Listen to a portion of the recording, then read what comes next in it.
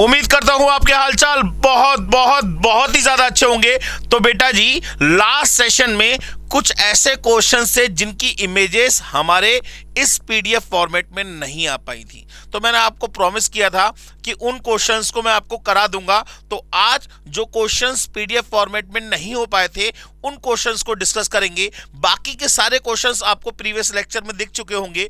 तो आज हम लोग क्वेश्चंस करने वाले हैं सेशन 2 के रिमेनिंग क्वेश्चन। जैसे ये पीडीएफ फॉर्मेट में नहीं आ पाया था, तो मैंने आपको बताया था या तो ये इंडाइसेस का क्वेश्चन है या फिर ये लॉग का क्वेश्चन है, इसी वजह से मुझे इसे क्रॉप करके लगाना पड़ा। तो दोस्तों, आज की क्लास में हम इन सारे क्वेश्चंस को सॉल्व करेंगे और सेशन हमारा पुराना चल ही रहा था तो उसी का एडअप मान लीजिए। अब क्वेश्चन नंबर 2 कह रहा है सर कि the log to the base 4 x square plus x minus log to the base 4 x plus 1 is equals to 2, then find the value of x। अब देखिए दोस्तों, इस टाइप के क्वेश्चन को करने के लिए सबसे पहले बात समझ लीजिए। पहले आप क्वेश्चन में ये दिमाग लगाइए कि यहां पे बेस 4, ये जो बेस 4 है, ये बोथ साइड क्या है, सेम है। बेस 4 सेम है तो log m minus log n, log m minus log n क्या होता है? ये दोस्तों होता है log m अपॉन n। हालांकि आप चाहे तो इस क्वेश्चन को put the value get the answer से भी कर सकते हैं, लेकिन मैं बिल्कुल राय नहीं दूंगा कि आप इसे put the value get the answer से करें या कोई कैलकुलेटर ट्रिक को लगाएं। इस क्वेश्चन को जितना वर्बली सॉल्व करने की कोशिश करेंगे, क्वेश्चन उतना ज्यादा फायदेमंद रहेगा। जैसे इस क्वेश्चन को मैं अगर यही सॉल्व करूं तो ये हो जाएगा log of x square plus x upon x plus 1 और टू द बेस 4 बराबर कितना है, 2। तो जरा देखिए, यहां पे x कॉमन आ गया तो ये हो गया log x कॉमन ले लिया हमने, ये हो गया x plus 1 upon x plus 1 और टू द बेस 4 बराबर 2। याद रखिएगा 3 स्टेप से ऊपर में हमारा आंसर नहीं होना चाहिए। एक स्टेप, दूसरा स्टेप, अब तीसरे स्टेप में हमारा आंसर आना चाहिए। तो तीसरे स्टेप में जरा देखिए, log x to the base बराबर 4, तो x बराबर कितना हो जाएगा, 4 to the power 2। 4 to the power 2 का मतलब आंसर हो गया 16। आंसर क्या हो गया दोस्तों, 16 हो गया। चलिए दोस्तों, अब और देखते हैं। ये क्वेश्चन हम सॉल्व कर चुके हैं। अब ये क्वेश्चन एक और है जिसमें कह रहा है which of the following is true if 1 upon A B plus 1 upon B C plus 1 upon C A बराबर 1 अपॉन ए बी सी। तो बताइए इन चारों ऑप्शन में से कौन सा सही आंसर है दोस्तों। तो जरा क्वेश्चन को देखिए दोस्तों, ये जो मेन फंडा दे रखा है इफ, इसको हमें फोकस करना है, इसके ब्याह पे ही रिजल्ट निकलेगा। तो अगर मैं बात करूं तो यहां पे इन तीनों का एलसीएम कितना आएगा, इन तीनों का एलसीएम आ जाएगा ए बी सी। इन तीनों का देखिए ना, ए बी बी सी और सी ए का एलसीएम आ गया ए बी सी। अब यहां ए बी है, क्या नहीं है, सी नहीं है, तो सी बन जा सी। बी सी, बी और सी है, क्या नहीं है, ए नहीं है, ए बन जा ए। सी और ए, सी और ए है, क्या नहीं है, बी नहीं है, बी बन जा बी। बराबर कितना आ गया, 1 अपॉन ए बी सी।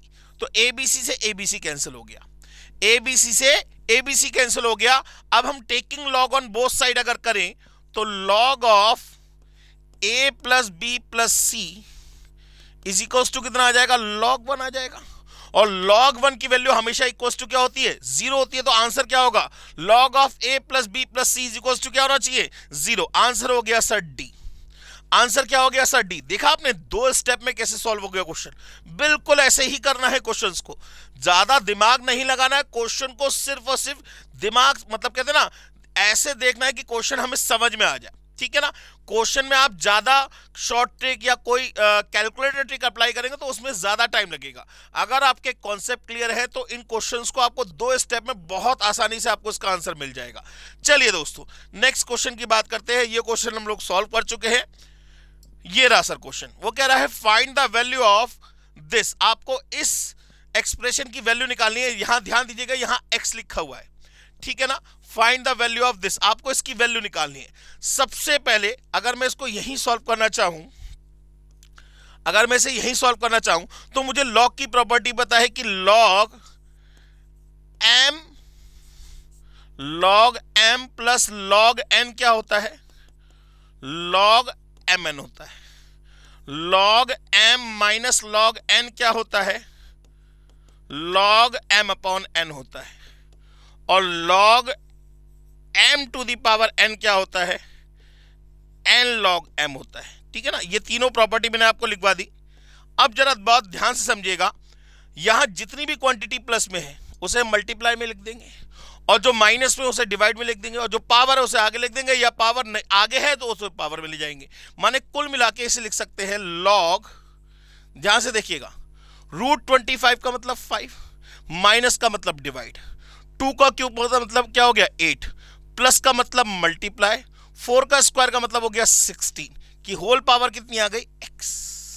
अब यहां बेस क्या है 10, 8 2 जा कट गया, ठीक है ना, तो 5 2 जा 10, माने कुल मिला के ये आ गया log 10 टू द बेस 10 की पावर x आगे लिख दिया।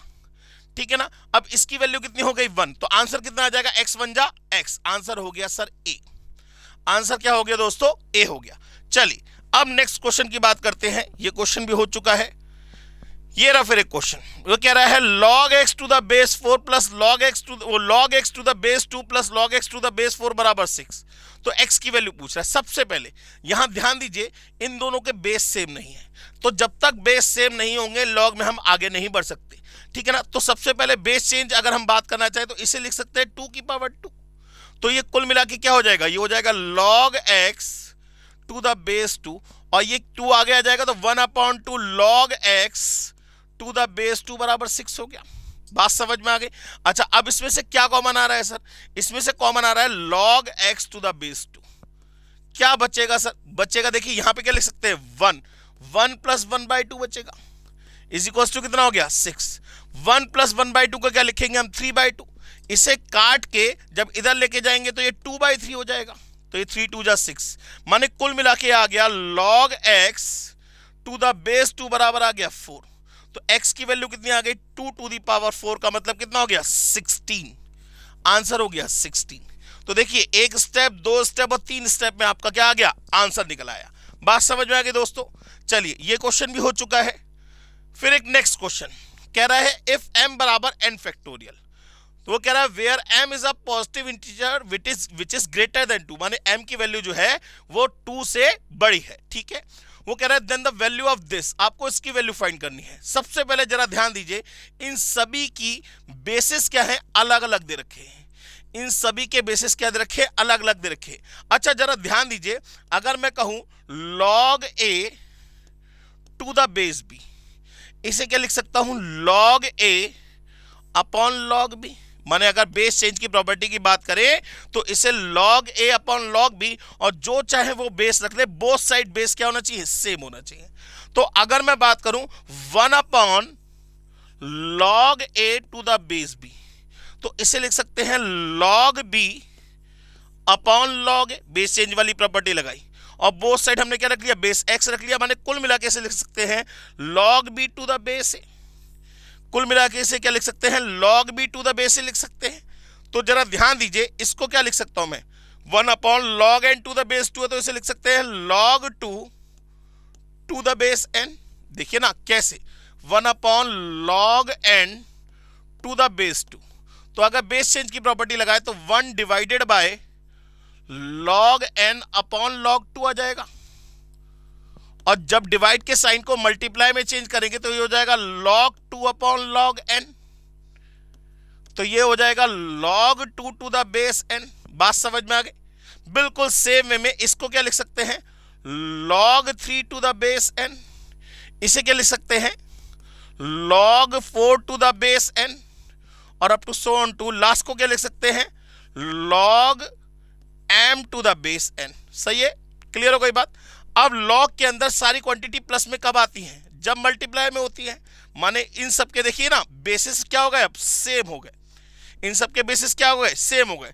तो इसे लिख सकते हैं log ऑफ 1 इंटू 2 इंटू 1 नहीं sorry 2 into 3 into 4 into up to so on to कहां तक जाएगा, m तक जाएगा, टू द बेस n। अब जरा ध्यान दीजिए, ये कह रहा है m बराबर क्या है, n फैक्टोरियल है, m बराबर क्या है, n फैक्टोरियल है। अब जरा ध्यान दीजिएगा, ये गलत लिखा हुआ है, m बराबर n फैक्टोरियल नहीं होगा, n बराबर m फैक्टोरियल होगा, n बराबर m फैक्टोरियल। क्वेश्चन सही कर लीजिएगा, ये क्या होगा, n बराबर m फैक्टोरियल होगा। तो जरा ध्यान से देखिए, तो ये जो क्वांटिटी है ये m फैक्टोरियल के बराबर बन रही है, और टू द n की जगह हम क्या लिख सकते हैं, m फैक्टोरियल लिख सकते हैं, इक्वल्स टू कितना आया 1। अब आप कहेंगे सर ये कैसे m फैक्टोरियल बन गया। अच्छा, अगर मैं आपसे पूछूं दोस्तों, बहुत ध्यान से सोच समझ के जवाब दीजिएगा, यहीं पे पूछता हूं, मैं आपसे कहूं 2 फैक्टोरियल की वैल्यू बताओ, क्या होगा, 2 इंटू 1। 3 फैक्टोरियल की वैल्यू बताइए क्या होगा, 3 इंटू 2 इंटू 1। 4 फैक्टोरियल की वैल्यू बताइए क्या होगा, 4 इंटू 3 इंटू 2 इंटू 1। मतलब जब तक 1 नहीं आएगा तब तक आप मल्टीप्लाई करेंगे। अच्छा, अगर मैं आपसे कहूं 10 फैक्टोरियल की वैल्यू बताइए तो क्या होगा, 10 into 9 into 8 into 7 into 6 into 5 into 4 into 3 into 2 into 1। बिल्कुल सेम वे में अगर मैं इसको कहूं, जैसे मान लीजिए 12 फैक्टोरियल, तो मैं ये भी तो लिख सकता हूं 12 into 11 into 10 into up to so on to कहां तक जाएगा, 1 तक। या ये कहें 2 into 3 into 4 into 5 into up to so on to कहां तक जाएगा, 12 तक, तब भी सेम ही कहलाएगा। तो अगर मैं इसको उल्टा पढ़ूं तो ये क्या बन रहा है, m फैक्टोरियल बन रहा है। तो ये भी m फैक्टोरियल, ये भी m factorial. Log a to the base a की वैल्यू क्या होती है, always equals to 1। Log a to the base a की वैल्यू क्या होती है, ऑलवेज इक्वल्स टू 1। बात समझ में आ गई दोस्तों। चलिए नेक्स्ट क्वेश्चन देखते हैं, ये भी हो चुका है। फिर एक नया क्वेश्चन कह रहा है, इफ लॉग एक्स वाई बराबर 100, log x to the base बराबर 10, then the value of y equals to. अरे वाह, तो क्या दिक्कत है हमें। अब जरा देखिए, यहां पे अगर हम बात करें, यहां बेस 2 होगा बेटा, यहां बेस 2 होगा, थोड़ा सा मिस है, इसे बेस 2 लिख लीजिएगा। अब क्वेश्चन यह है कि log x y to the base 2 बराबर 100। अब इसे लिख सकते हैं log x to the base 2 plus log y to the base 2 बराबर 100। सही है ना, इतनी बात ठीक है। अब जरा ध्यान से देखिए, log x to the base 2 की वैल्यू कितनी गिवन है, 10, तो इसकी जगह हमने लगा दिया 10 plus log y to the base 2 बराबर 100 हो गया, ठीक है ना। अब जरा देखिए, log y to the base 2 बराबर कितना आ गया, 90 आ गया। तो y की वैल्यू कितनी होगी, 2 की पावर 90। y की वैल्यू कितनी होगी, अच्छा इसमें तो कुछ है ही नहीं ऐसा ऑप्शन, या तो कोई क्वेश्चन गिवन है, क्वेश्चन गलत है। इफ log एक्स वाई बराबर 100 हो गया, log x plus log y बिल्कुल ठीक है 100। log x to the base 2 की वैल्यू आपको गिवन है 10, बिल्कुल ठीक है। log y to the base 2 की वैल्यू हो गई 90, बिल्कुल ठीक है। तो y की वैल्यू होगी 2 की पावर 90। इसके ऑप्शंस गलत है या फिर ये क्वेश्चन गलत है। इसका आंसर आएगा 2 की पावर 90। इसका आंसर क्या आएगा दोस्तों, 2 की पावर 90। या फिर क्वेश्चन में कुछ गड़बड़ है, या फिर क्वेश्चन में कुछ गड़बड़ है, ये 100% श्योर हूं मैं। या तो क्वेश्चन में कुछ गड़बड़ है या इसका आंसर आएगा 2 टू द पावर 90। चलिए नेक्स्ट क्वेश्चन की बात करते हैं। ये रहा क्वेश्चन सर, ये कह रहा है, if total frequencies of 3 series are 50, 60 and 90 and there means are 12, 15 and 20 respectively. माने 3 अलग अलग सीरीज है एक्स वाई जेड की, इसमें कितने नंबर ऑफ ऑब्जर्वेशंस हैं, एक में है 50 ऑब्जर्वेशन, एक में है 60 ऑब्जर्वेशन, एक में है 90 ऑब्जर्वेशन। अर्थमेटिक मीन कितना है, अर्थमेटिक मीन है 12, 15 और 20। तो वो कह रहा है बताइए कंबाइंड अर्थमेटिक मीन क्या होगा। तो क्या होगा, पहले हम निकालेंगे सम ऑफ ऑल ऑब्जर्वेशन। सम किसके बराबर होगा, इन दोनों का मल्टीप्लाई माने कितना हो गया 600, इन दोनों का मल्टीप्लाई कितना हो गया 900, इन दोनों का मल्टीप्लाई कितना हो गया 1800।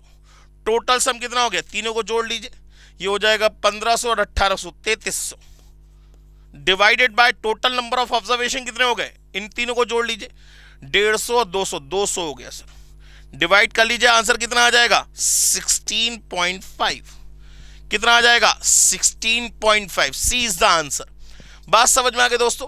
करने का तरीका समझिए, क्वेश्चन को किस तरीके से करना है ये मैटर करता है, ये मैटर करता है। अगर आप क्वेश्चन को पकड़ के बैठे रहेंगे, उसमें उलझे रहेंगे, तो क्वेश्चन आपका टाइम खा जाएगा। आपको टाइम मैनेजमेंट सीखना है, सबसे पहले इसी चीज पे फोकस करिएगा। चलिए दोस्तों नेक्स्ट क्वेश्चन की बात करते हैं। क्वेश्चन कह रहा है, इफ x बराबर log 12 to the base 24, y बराबर log 24 to the base 36, z बराबर log 36 to the base 48, then x y z plus 1 equals to. बेटा ये आईसीआई के स्टडी मेट का एग्जाम्पल है, मैं आपको बता दूं ये आईसीआई के स्टडी मेट का एग्जाम्पल है और ये बड़ा अच्छा क्वेश्चन माना जाता है। अब जरा देखिए, इसके ऑप्शन दे रखे हैं 2xy, 2yz और 2zx। सबसे पहला काम हमें इसकी वैल्यू कैलकुलेट करने का है। तो x into y into z अगर हम करें तो जरा ध्यान दीजिएगा, ये हो जाएगा log 12 अपॉन log 24, ये x की वैल्यू हो गई। फिर y इंटू में log 24 अपॉन log 36, ये y की वैल्यू हो गई। और z की वैल्यू कितनी होगी, इंटू में log 36 अपॉन log 48, और ये +1 का +1, ये इसकी वैल्यू पूछ रहा है, ठीक है ना। तो जरा देखिए log 24 से log 24, log 36 से log 36, कुल मिला के कितना आ गया, log 12 अपॉन log 48 +1। तो जरा अगर एलसीएम ले लें तो यहां एलसीएम आ जाएगा log 48, ये हो जाएगा log 12 प्लस log 48। अब ये दोनों क्वांटिटी प्लस में कब आई होंगी, जब मल्टीप्लाई में होंगी। तो ये हो जाएगा log 12 इंटू 48 अपॉन log 48, माने कुल मिला के हो जाएगा 48 इंटू 12 करेंगे तो 576 आना चाहिए मेरे हिसाब से, इंटू 12, बिल्कुल ठीक। माने कुल मिला के हो जाएगा log 576 टू द बेस 48, माने इसकी वैल्यू कितनी आ रही है, log 576 टू द बेस 48। अब हमें चेक करना है कि इन तीनों में किसकी value log 576 to the base 48 आ रही है। डी तो आंसर होगा नहीं, ठीक है ना, क्योंकि 48 का स्क्वायर 576 नहीं होता, 24 का स्क्वायर होता। तो अगर यहां 24 होता तो इसे 24 का स्क्वायर लिख लेते, 2 आगे चला जाता, बाकी वैल्यू 1 हो जाती, तो आंसर 2 होता। लेकिन ये 48 का स्क्वायर तो होता नहीं है। तो अब हमें इन तीनों ऑप्शन को चेक करना है। सबसे पहले 2 x इंटू वाई अगर करें तो log 24 से log 24 कट जाएगा, क्या बचेगा, log 12 अपॉन log 36। तो ये तो आंसर हो भी नहीं सकता, क्योंकि हमें चाहिए अपॉन में क्या, log 48 चाहिए, इसको छोड़ दीजिए। अगले वाले की बात करते हैं वाई जेड, तो 2 इंटू वाई इंटू जेड अगर हम करें तो log 36 से log 36 कट गया, ये बचेगा log 24 अपॉन log 48, ठीक है ना। तो जरा देखिए 2 को हम अगर हम आगे ले जाए तो ये क्या बन जाएगा, log 576 अपॉन log 48, माने टू द बेस 48। तो आंसर कौन सा होगा इसका, ये 2yz वाला आंसर होगा। इसका आंसर क्या होगा, 2yz होगा। नेक्स्ट की बात करते हैं दोस्तों, ये रहा क्वेश्चन, ये कह रहा है the geometric mean of 3 numbers 40, 50 and x is 10, then the value of x is। अब जरा देखिए इन तीनों का ज्योमेट्रिक मीन, इन तीनों का ज्योमेट्रिक मीन कितना रखा है, 10, माने 10 की पावर 3। मैंने आपको बताया था ज्योमेट्रिक मीन किस पे बेस्ड होता है, प्रोडक्ट ऑफ ऑल ऑब्जर्वेशन पे।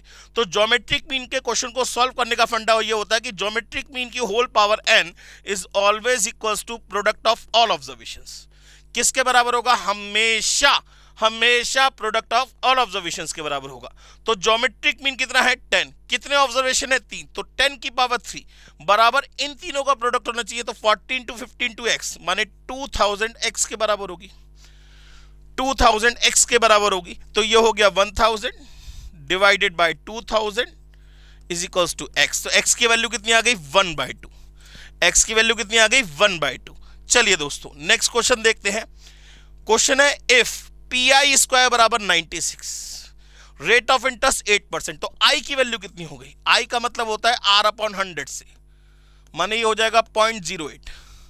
तो जरा यहां से p की वैल्यू निकालनी है आपको। तो जरा देखिए p इंटू 0.08 की होल पावर 2 बराबर 96। तो p की वैल्यू कितनी हो जाएगी, 96 डिवाइड बाय, पहले तो 0.08 इंटू दबाकर इक्वल आया तो 0.0064 आया, तो 96 डिवाइडेड बाय 0.0064, ये आ गया 15,000। तो आंसर क्या हो गया इसका, बी। बात समझ में आ गई दोस्तों। चलिए अब नेक्स्ट क्वेश्चन की बात करते हैं। ये भी हो चुका है हमारा, ये भी हो चुका है, ये भी हो चुका है, ये भी हो चुका है, ये भी हो चुका है, ये आ गया नेक्स्ट क्वेश्चन। ये तो हम कर चुके हैं, अभी हमने करा था थोड़ी देर पहले, बिल्कुल ठीक है। नेक्स्ट क्वेश्चन की बात करते हैं। ये भी हो चुका है, ये भी हो चुका है, ये भी हो चुका है, ये भी हो चुका है, ये भी हो गया था, ये भी हो गया था, ये भी हो गया था, ये भी हो गया था। ये रहा नेक्स्ट क्वेश्चन सर। ये कह रहा है इफ ए बी सी बराबर 2, अगर ए बी सी की वैल्यू किसके बराबर है, 2 के बराबर है, तो आपसे इसकी वैल्यू पूछ रहा है, बताइए क्या होगी। सबसे पहले आपको कभी भी इफ वाली कंडीशन गिवन हो तो पहले यहां से क्या करिए, किसी एक वेरिएबल की वैल्यू बाकी दो की टर्म में निकाल लीजिए। मतलब यहां से हमने क्या करा, ए की वैल्यू निकाल ली 2/BC, ए की वैल्यू क्या निकाल ली 2/BC। अब हम क्या करेंगे, जहां जहां ए है वहां वहां 2/BC लगा देंगे, जहां जहां ए है वहां वहां 2/BC लगा देंगे इस एक्सप्रेशन के अंदर, अपने आप ही सॉल्व हो जाएगा। हालांकि देखिए ये एक साइक्लिक फॉर्म है, लेकिन फिर भी मैं आपसे कहूंगा आप इसको बिल्कुल सीधी तरीके से सॉल्व करिएगा। तो ये हो जाएगा 1/1 प्लस इस ए की जगह क्या आएगा 2/BC प्लस ये 2 इंटू बी की पावर -1 है, माने 2/B plus 1 plus B/2 plus 1/C। ठीक है ना, ये c की पावर -1 होगा बेटा, ये c की पावर -1 होगा, सही कर लीजिएगा। प्लस 1/1 प्लस c प्लस ये a की पावर -1, a की पावर -1 का मतलब हो गया 1/a। जब a की वैल्यू 2/BC तो 1/a की वैल्यू कितनी होगी BC/2। तो यहां लगाएंगे BC/2। ठीक है ना। अब जरा देखिए यहां एलसीएम कितना आएगा, यहां एलसीएम आएगा BC 1 में, यहां एलसीएम कितना आएगा BC, तो यहां आएगा BC प्लस 2 प्लस 2C। सही है ना। ये BC कहां चला जाएगा, ऊपर उठ के चला जाएगा, ये लिख दिया ऊपर BC। क्लियर हो गई बात। अच्छा अब प्लस में यहां पे 1 यहां एलसीएम कितना आएगा 2C, तो यहां लिख दिया 2C प्लस BC प्लस 2। ठीक है ना। तो इसे काट के ऊपर लिख देते हैं 2C प्लस यहां एलसीएम कितना आएगा 2, तो 2/2 प्लस 2C प्लस BC। अब जरा ध्यान से चेक करिए, इन तीनों का एलसीएम सेम हो गया, तो ये आ जाएगा BC plus 2C plus 2 upon में BC प्लस 2 प्लस 2C। ये दोनों सेम हो गए, आंसर कितना आएगा 1। वही मैं आपको बोल रहा था कि एक साइक्लिक फॉर्म है, कट कटा के आंसर कितना आएगा इसका 1 आएगा। बात समझ में आ गई दोस्तों। चलिए नेक्स्ट क्वेश्चन ये भी हो गया आपका, ये क्वेश्चन भी हो चुका है। नेक्स्ट क्वेश्चन ये दे रखा है, वो कह रहा है if simple interest if the principal is ₹2000 and the rate of interest and time are the roots of the equation this. तो आपसे कह रहा है जो रेट ऑफ इंटरेस्ट और टाइम है ना वो इस इक्वेशन के रूट्स हैं। अब रूट्स कैसे निकालते हैं भाई, दो तरीके हैं, या तो मिड टर्म स्प्लिट कर लीजिए या फिर आप एसडीसी फॉर्मूला लगा लीजिए, तो आपको रूट्स पता लग जाएंगे। ठीक है ना। तो वैसे तो मुझे डायरेक्ट रूट्स इसके पता लग रहा है, क्योंकि 30 के ऐसे फैक्टर जो करने हैं जो कि 11 है, तो 6 और 5 होंगे, तो इसके दो रूट्स निकल के आएंगे। एक्स की वैल्यू एक तो 6 आएगी और एक 5 आएगी। एक्स की वैल्यू एक तो 6 आएगी, एक 5 आएगी। माने हम रेट ऑफ इंटरेस्ट को मान लेते हैं 6 और टाइम को मान लेते हैं 5 इयर्स, और प्रिंसिपल हमें कितना गिवन है 2000। अब आपसे सिंपल इंटरेस्ट के तौर पे क्या पूछ रहा है, इंटरेस्ट की वैल्यू पूछ रहा है। तो भाई 2000 का 6% कितना हुआ 120 रुपए। 5 साल का कितना हो गया 120 इंटू 5 करेंगे कितना आएगा 600 रुपए। तो आंसर कितना आ जाएगा ₹600। चाहे PRT अपॉन 100 लगा लीजिए तब भी आंसर कितना आएगा 600 आएगा। क्लियर हो गई बात। नेक्स्ट क्वेश्चन ये भी हो चुका है, ये भी हो चुका है, और ये लास्ट क्वेश्चन है। हाँ जी सर, अब आपसे पूछ रहा है कि इसकी वैल्यू क्या आएगी। जरा ध्यान से देखिए, ऊपर से क्या कॉमन आ रहा है 2 की पावर n कॉमन आ रहा है, और नीचे से भी क्या कॉमन आ रहा है 2 की पावर n कॉमन आ रहा है। क्या बचेगा यहां पे 1 प्लस यहां क्या बचेगा 2 की पावर -1 का मतलब 1/2।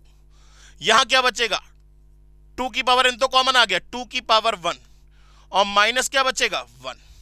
2 की पावर n से 2 की पावर n कैंसिल हो गया, ऊपर कितना हो गया 1 प्लस 1/2 का मतलब हो गया 3/2 डिवाइडेड बाय 2 माइनस 1 का मतलब कितना हो गया 1, तो 3/2 इज द आंसर। तो आंसर कितना हो गया 3/2 ही आएगा।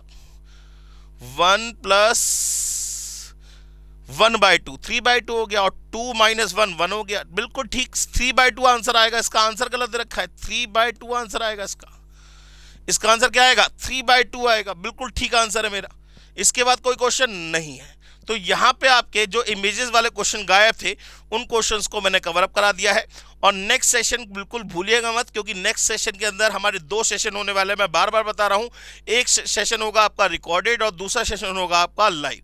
तो अगर आपको अपने 80+ मार्क्स चाहिए without any short trick, without any formula, without any किसी रटन विद्या के, तो आप सिर्फ और सिर्फ ये 12 सेशन को ध्यान से देख लीजिए, आपके 80+ मार्क्स कंफर्म है, बिल्कुल कंफर्म है। तो आज के लिए thank you very much, take care and bye bye. Hello बच्चों, कैसे हैं आप? मैं CA संतोष कुमार। मैंने और मेरी टीम ने डिसाइड किया कि जो क्वालिटी एजुकेशन मैं और मेरी टीम एक पर्टिकुलर एरिया में प्रोवाइड कर रहे हैं, उसको पूरे देश में क्यों न फैलाया जाए at the reasonable cost, under the brand name of COC education private limited. मेरे बच्चों, इस सक्सेस को हमने पाया, कॉमर्स के स्टूडेंट्स किसी भी कोर्स के हो, वो पूरे ऑल ओवर इंडिया में बैठ के हमारे कोर्सेज से बेनिफिट ले रहे हैं या ले चुके हैं। हमें जो दूसरों से अलग करता है वो है हमारा डेली डाउट सेशन। हमारा जो एकेडमिक इंस्ट्रक्टर टीम है, आपके कॉन्टिन्यूस आपके ग्रोथ पे वो नजर बनाए रखता है और आपको कॉन्टिन्यूस बेसिस पे मोटिवेट करना आपको स्टडी के लिए। मेरे बच्चों, कुछ रिव्यूज पूरे ऑल ओवर इंडिया से आए हैं, मैं चाहता हूं कि वो आपसे शेयर करूं। This is Komal Mishra of class 11. I am Rishik, preparing for CA Foundation. Hello, my name is Anshika and I'm doing CA Intermediate. Ayaz from Bihar, student of COC since class 11th and now in Foundation. I have purchased my CMA Intermediate from CSC Education. Hi everybody, this is Rahul. I am currently pursuing the CMA finals. मैंने YouTube पर पहली बार संतोष sir का class देखा, उनके पढ़ाने का तरीका मुझे बहुत ही पसंद आया। Very thankful to Santosh sir. He is really a very nice teacher. अगर मैं संतोष सर के टीचिंग स्टाइल के बारे में बात करूँ तो आपको महसूस ही नहीं होगा कि आप वीडियो क्लासेस में बैठो, आप लाइव क्लासेस में बैठो। Santosh sir has cleared all my doubts and he gives a very तगड़ा concept over accountancy. Thanks to COC, my concepts are pretty clear, my doubts get clear right away and I'm even able to score a good mark. इसलिए मैं संतोष sir का दिल से thank you so much कहना चाहता हूँ। आइए आप भी हमारे साथ ज्वाइन करें और सक्सेस के पाथ पे आप भी हमारे साथ अपने सपनों को पूरा करें। थैंक यू बच्चों।